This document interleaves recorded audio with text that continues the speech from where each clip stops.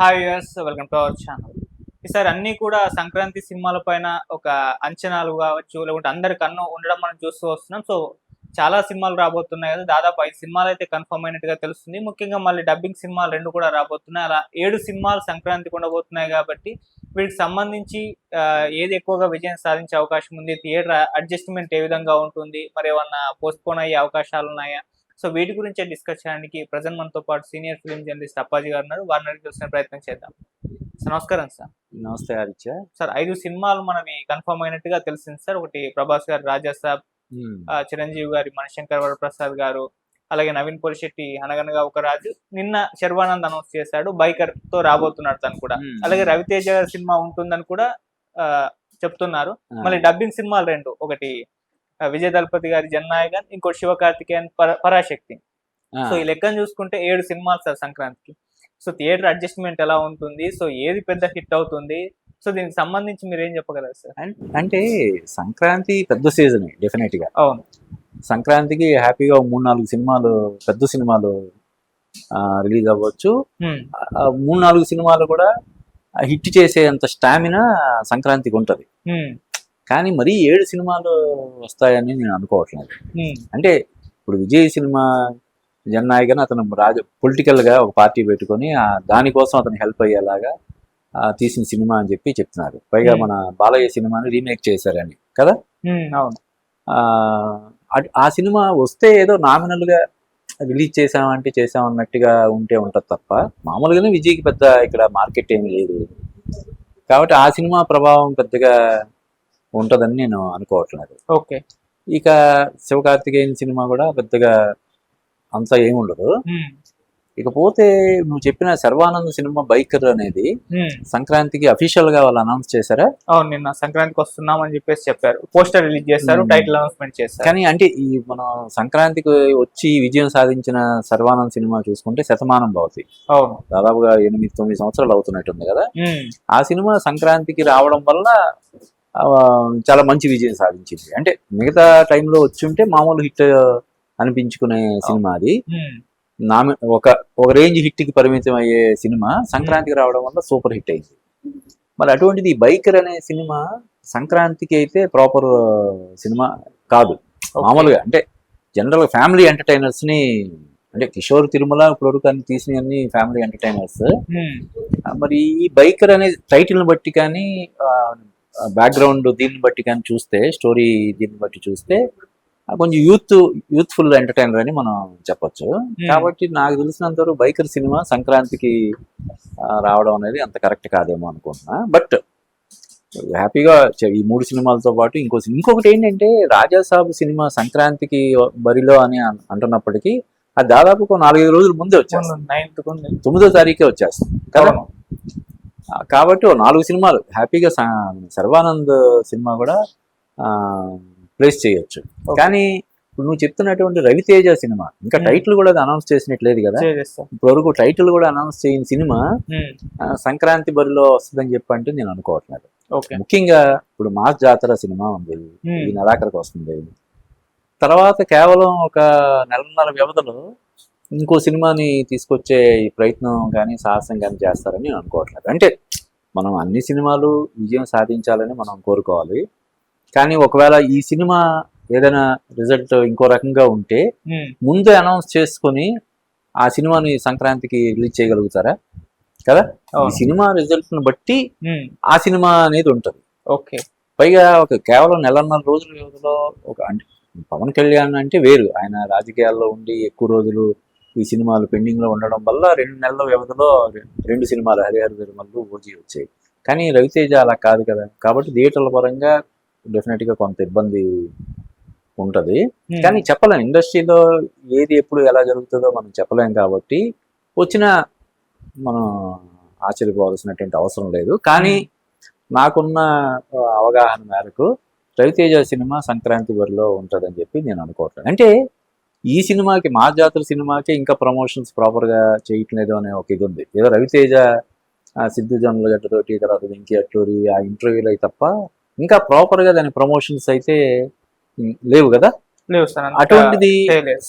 సంక్రాంతికి సినిమా ఉమ్, ఇంకా టైటిల్ కూడా అనౌన్స్ చేయకుండా ప్రమోషన్ చేయడానికి కూడా టైం ఎక్కడ ఉంటది అవును కదా? ఉమ్, కదా, పై ఇన్ని సినిమాల మధ్య ఏ సినిమా లేదు సంక్రాంతికి, కాబట్టి మనం దాన్ని క్యాష్ చేసుకోవడం కోసం రిలీజ్ చేద్దాం అని చెప్పి గబగబా ఆదరాబాదరాగా చేస్తున్నారా అంటే లేదు.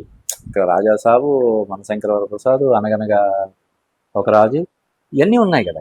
అవును ఇప్పుడు అనగనగా నవీన్ పొలిశెట్టి ఏంటి ప్రమోషన్స్ లో కొంచెం వెనకబడ్డాడని మనం అనుకున్నాం.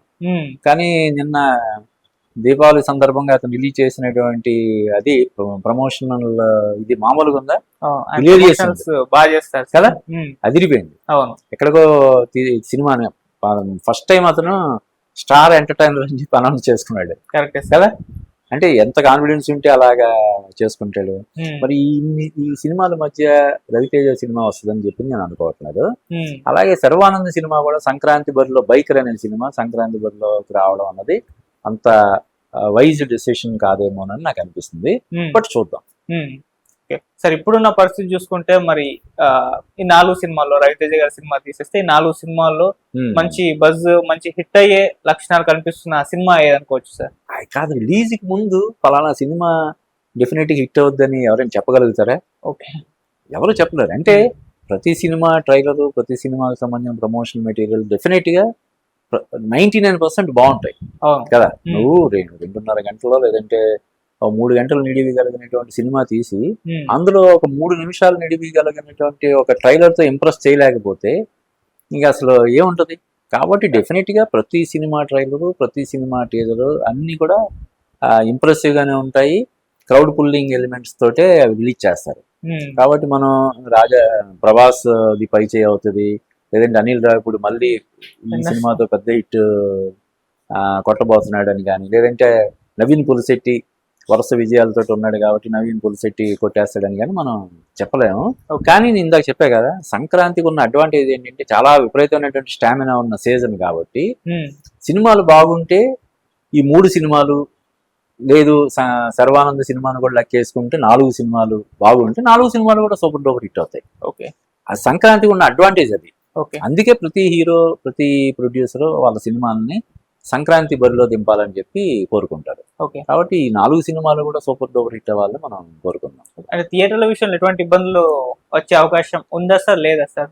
అంటే ఇప్పుడు చెప్పాను కదా, ఇప్పుడు ఉమ్, పెద్ద హీరోల సినిమాలు రిలీజ్ అవుతుంటే ఇప్పుడు ఏం చేస్తున్నారు, మొత్తం 2 రాష్ట్రాల్లో కూడా ఉమ్, ఒకే సినిమా వేస్తున్నారు. ఉమ్, ఎన్ని థియేటర్లు ఉంటే అన్ని థియేటర్లో అదే సినిమా వేస్తున్నారు. కానీ ప్రభాస్ ఏమో 9వ తారీఖు వస్తుంది, అవును తర్వాత గ్యాప్ తీసుకుని మనశంకర వరప్రసాద్, తర్వాత 1 రోజు 2 రోజులు గ్యాప్ తీసుకుని నవీన్ పులిశెట్టి సినిమా వస్తుంది. కాబట్టి క్లాష్ అయ్యే ఇది లేదు కదా.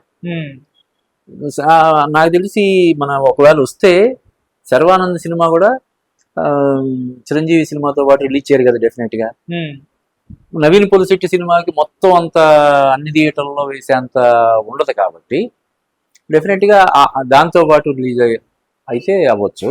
ఉమ్, థియేటర్ల పరంగా క్లాష్ అది అవుతుందని మనం అనుకోవాల్సిన అవసరం లేదు.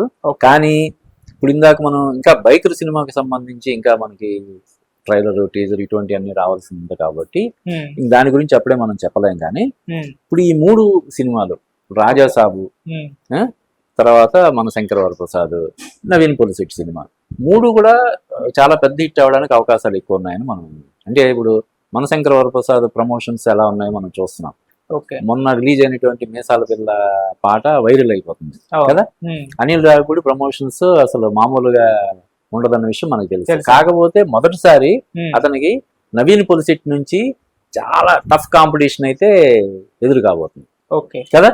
ఉమ్, నవీన్ పులిశెట్టి సినిమాలో ఓన్లీ నవీన్ పులిశెట్టి మాత్రమే అక్కడ ఇది.